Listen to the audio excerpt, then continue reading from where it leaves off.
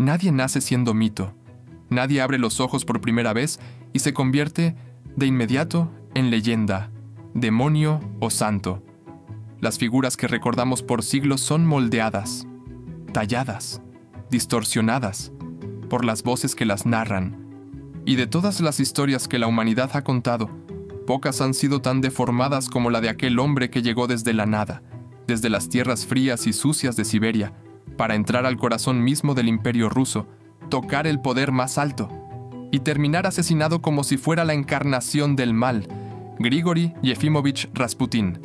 Hoy lo imaginamos como un monstruo, un brujo, un hechicero, un manipulador siniestro que hipnotizaba a la gente con sus ojos y hacía caer a una nación entera. Pero la historia que se cuenta no siempre es la historia real, porque detrás del mito del hombre imposible de matar, del monje loco, del demonio que arrastró a Rusia a la ruina, hubo algo más sencillo, más humano, más terrible, un hombre al que le tuvieron miedo, y cuando un país entero teme a alguien, lo destruye. Este es el relato de cómo un campesino desconocido se convirtió en símbolo de decadencia, odio y conspiración, y también de cómo una nación entera encontró en él la excusa perfecta para justificar su caída. Grigori Rasputin nació en 1869 en Pokrovskoye, un pueblo perdido entre la nieve, un lugar donde la vida estaba más cerca del hambre que del pan, donde la gente creía en Dios, pero también en espíritus, signos, visiones y milagros. La religión que él conoció no era la solemne ortodoxia de las catedrales, era la fe cruda, desesperada, mística del campesino que necesita creer para seguir respirando. Y desde joven, algo lo marcó, su mirada. Dicen que los ojos de Rasputín eran imposibles de ignorar. No por belleza, sino porque parecían ver más de lo que deberían. El tipo de ojos que no observa tu cara, sino tu miedo. Cuando tenía cerca de 20 años, se fue de casa. No por rebeldía, no por aventura, sino porque escuchó algo que muchos han oído alguna vez en la vida, una voz interior que lo empujaba hacia un destino desconocido. Vagó durante años, caminó hasta monasterios, durmió en establos, aprendió oraciones, cantó himnos, se mezcló entre sectas místicas que combinaban religión con trance, canto, éxtasis. En esos años no se convirtió en santo, se convirtió en alguien que sabía escuchar, porque Rasputín hacía algo que muy pocos clérigos hacían: no juzgaba. Las mujeres iban con él a confesar sus culpas y no recibían castigo, sino comprensión. Los campesinos lo buscaban no para ser corregidos, sino para ser vistos. Y eso, en un mundo donde todos buscaban control, era peligroso, porque nada es más poderoso que quien puede consolar. No sanaba cuerpos, sanaba culpas, y eso lo llevó hasta la corte imperial. A inicios del siglo XX, Rusia estaba gobernada por el zar Nicolás II y su esposa, Alexandra, ambos muy creyentes, ambos aislados, ambos rodeados de consejeros que nunca decían la verdad, pero había algo más grave. Su hijo, el zarevich Alexei, tenía hemofilia, una enfermedad que hacía que cualquier herida mínima pudiera matarlo. El dolor de ver a un hijo vivir entre la vida y la muerte no se puede describir. Ni el poder del imperio, ni las coronas, ni las joyas podían devolverle la salud.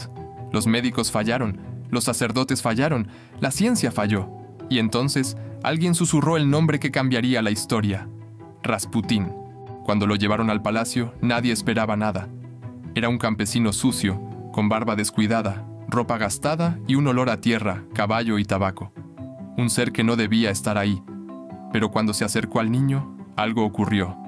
No lo tocó, no rezó en voz alta, no realizó ningún ritual extraño. Solo se sentó a su lado, le habló con voz baja, lo tranquilizó, y el niño dejó de sufrir. La fiebre bajó, el dolor disminuyó. Para la familia imperial, no fue casualidad, fue milagro. Pero no importa si lo fue o no, lo importante fue lo que significó.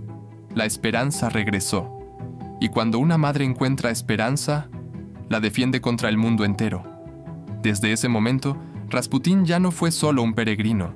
Fue el hombre al que la zarina Alexandra creía capaz de salvar la vida de su hijo.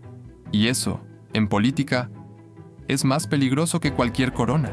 Pero la corte rusa no estaba compuesta de fe, sino de orgullo, nobles, generales, aristócratas, funcionarios, gente que llevaba siglos creyendo que la sangre noble era superior a la de los campesinos. Y ahora, un hombre sin apellido ilustre, sin educación formal, sin modales, sin título, era escuchado más que ellos. El resentimiento comenzó como un murmullo. ¿Quién es este hombre? ¿Qué hace en el palacio? ¿Por qué la zarina confía en él? Luego se volvió sospecha, después acusación y finalmente demonización. Los periódicos comenzaron a describirlo como un degenerado, un corruptor, un hechicero, un demonio, un enviado de las tinieblas. No importaba si tenía sentido. La historia no siempre quiere sentido. La historia quiere culpables. Y Rasputín se convirtió en el símbolo perfecto para todo lo que estaba mal en Rusia. La desigualdad, la corrupción, la guerra fallida, la decadencia de la monarquía. No era su culpa, pero era su rostro. Los nobles decidieron que debía morir, no por justicia, no por moral, sino por miedo. Lo invitaron a una cena, le sirvieron vino, le ofrecieron pastel. Ambos estaban envenenados. Rasputín comió, bebió y no murió. ¿Milagro? ¿Casualidad? ¿Mito? No importa. Lo que importa es que los hombres que lo querían muerto sintieron terror. Entonces le dispararon. Cayó, pero se levantó. Le dispararon otra vez. Cayó, pero aún respiraba.